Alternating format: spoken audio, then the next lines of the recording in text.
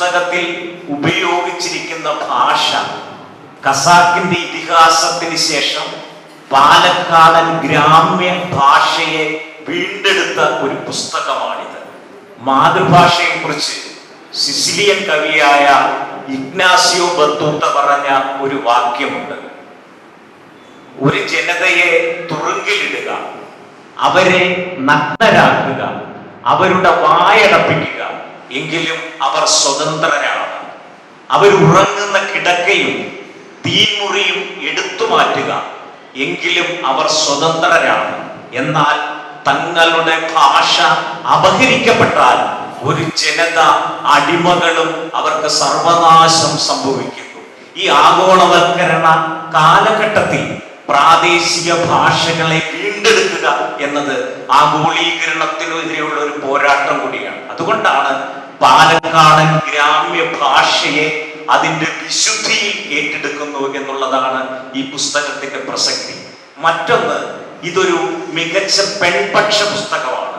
ഇതിലെ ഒരു കഥാപാത്രം, നായികയായ അമ്മിണി പറയുന്ന ഒരു വാക്യം ഇതാണ്: സ്ത്രീയെ അർഹിക്കുന്ന ആദരവോടെ പരിഗണിക്കുന്നില്ലെങ്കിൽ മറ്റെന്തെല്ലാം നൽകിയാലും എന്ത് പ്രയോജനം?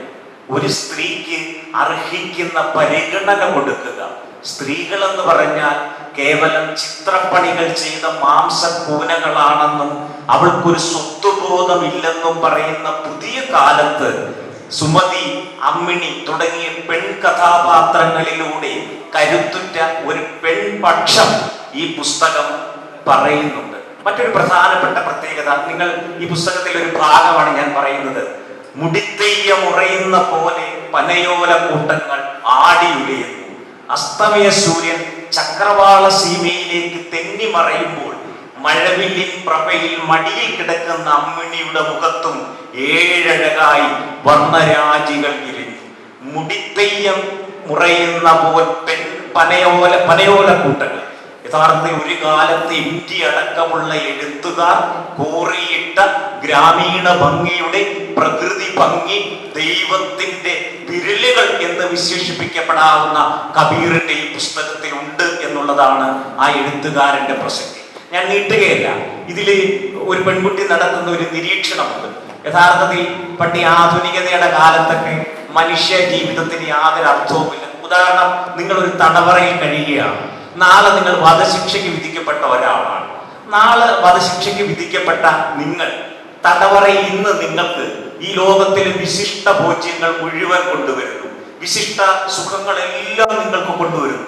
പക്ഷെ നിങ്ങൾക്ക് അത് ആ വിശിഷ്ട ഭോജ്യങ്ങൾ നുകരാൻ കഴിയുമോ? കാരണം എന്താണ്? നാളെ നിങ്ങളെ തൂക്കിലേറ്റപ്പെടാനാണ് നിങ്ങൾ കാത്തിരിക്കുന്നത്. അതേപോലെ അർത്ഥരഹിതമാണ് ജീവിതം എന്നുള്ള അസ്തിത്വ ദർശനത്തിന് ഇതാ ഗ്രാമീണ നന്മയുള്ള എഴുത്തുകാരുടെ ഒരു കഥാപാത്രം പറയുന്നു: ദൈവം ഈ ലോകം എന്തിനു സൃഷ്ടിച്ചു? അതിൽ മനുഷ്യനെ എന്തിനു സൃഷ്ടിച്ചു? മനുഷ്യൻ ഭൂമിയിൽ പിറക്കുന്നു, ബാല്യം, കൗമാരം, യൗവനം, വാർദ്ധക്യം. ഇതിനിടയിൽ പച്ചമാംസം അടർത്തിക്കളയുന്ന വേദനയെക്കാളേറെ ദുരിതപൂർണമായ ജീവിതം നൽകുന്നു. ഒടുവിൽ മരണവും. ഇതെല്ലാം നിങ്ങൾ മുകളിലിരുന്ന് കാണുന്നു. എന്തിനു വേണ്ടി എന്നുള്ളതാണ്. ഇനി ഇതിലെ കഥാപാത്രം എന്ന് പറഞ്ഞ ഒരു ദലിതയായ അമ്മിണിക്കുട്ടി, ഒരു അത്തർ വിൽപ്പനക്കാരനായ പൂക്കുഞ്ഞ്. ഈ ഒരു ദലിത്, നിങ്ങൾ ആലോചിക്കണം, ഒരു അടിയാള വർഗത്തിൽപ്പെട്ട ഒരു പെൺകുട്ടിയും ഒരു മുസ്ലിം സ്വത്വമുള്ള അത്തർ കച്ചവടക്കാരനായ പൂക്കുഞ്ഞും, ഇവർ തമ്മിലുള്ള പ്രണയം. ആ പ്രണയത്തിനിടയിൽ ഈ മനുഷ്യൻ മലയാള സാഹിത്യത്തിലേക്ക് കൊണ്ടുവന്ന ഒരു പരികൽപ്പനയുണ്ട്. ഞാൻ കേരളത്തിന്റെ തെക്കുഭാഗത്ത് നിന്ന് വരുന്നതാണ്. ബപ്പീരിയൻ തെയ്യം, ബാങ്ക് വിളിക്കുന്ന മാണിച്ചി. ബപ്പീരിയൻ തെയ്യത്തെ ഞാൻ പറയാതെ തന്നെ നിങ്ങൾക്കറിയാം. ബപ്പീരിയൻ ഒരു കപ്പലോട്ടക്കാരനായിരുന്നു.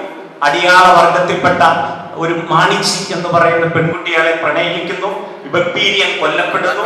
ഈ മാണിച്ചി ആത്മഹത്യ ചെയ്യുന്ന ഇവർ രണ്ടുപേരും തെയ്യങ്ങളായി മാറുന്നു. അപ്പൊ ബാങ്ക് വിളിക്കുന്ന തെയ്യം, അത് ഈ ഉത്തര മലബാറിലെ തെയ്യങ്ങൾ എന്ന് പറയുന്നത് അടിയാളന്റെ, കീഴാളന്റെ അതിജീവനത്തിന് വേണ്ടി ഉയർക്കുന്ന അവരുടെയൊക്കെ കരുത്തിന്റെ പ്രതീകങ്ങൾ കൂടിയാണ് ആ ബപ്പീരിയൻ തെയ്യം. ഈ പുസ്തകത്തിൽ അങ്ങനെ ഒരു ഇസ്ലാമിക സംസ്കൃതിയെ മതനിരപേക്ഷ സംസ്കൃതിയും സമന്വയിപ്പിക്കുന്നുണ്ട്. ഞാൻ ചേരമാൻ പള്ളിയുടെ നാട്ടിലാണ് നിൽക്കുന്നത്. കേരളത്തിലെ ആദ്യത്തെ മുസ്ലിം പള്ളി. യഥാർത്ഥ പ്രവാചകന്റെ കാലത്തിന് മുൻപ് തന്നെ ഇസ്ലാം കേരളത്തിലേക്ക് കടൽ കടന്ന് എത്തിയിരുന്നു. ഇവിടെ മാപ്പിള രാമായണവുമുണ്ട്. രാമായണത്തിന് സമാന്തരമായി ലാമ ലാമ ലാമ എന്ന് പാടുന്ന മാപ്പിള രാമായണം വിശുദ്ധമായ അറിവിന്റെ ചക്രവാളത്തിലേക്കാണ് ഇസ്ലാം സംസ്കൃതി. ബിസ്മില്ലാഹിർ റഹ്മാനിർ റഹീം ഇഖ്റാ ബിസ്മി റബ്ബിക്കല്ലദീ ഖലഖ ഖലഖ ഇൻസാന മിൻ അലഖ്. വായിക്കുക, നിന്നെ സൃഷ്ടിച്ച നാഥന്റെ നാമത്തിൽ. അവൻ നിന്നെ ഭ്രൂണത്തിൽ നിന്ന് സൃഷ്ടിച്ചു. വായിക്കുക, നിന്റെ നാഥൻ അത്യുദാരനാണ്, അവൻ പേന കൊണ്ട് പഠിപ്പിച്ചവൻ എന്ന് പറഞ്ഞ് അറിവിന്റെ ചക്രവാളത്തിലേക്ക് കടന്ന ഇസ്ലാം കേരളീയ സംസ്കൃതിയിൽ ഇഴുകിച്ചേർന്നതിന്റെ പരിണിത ഫലമാണ് മാപ്പിള രാമായണം ഉൾപ്പെടെ.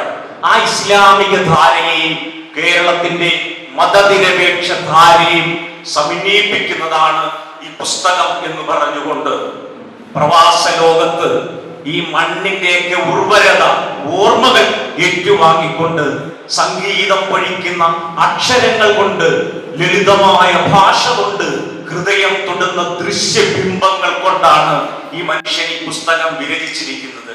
ഒരു പ്രവചന സ്വഭാവത്തോടു കൂടി ഒരു കാര്യം പറഞ്ഞുകൊണ്ട് ഞാൻ അവസാനിപ്പിക്കുക.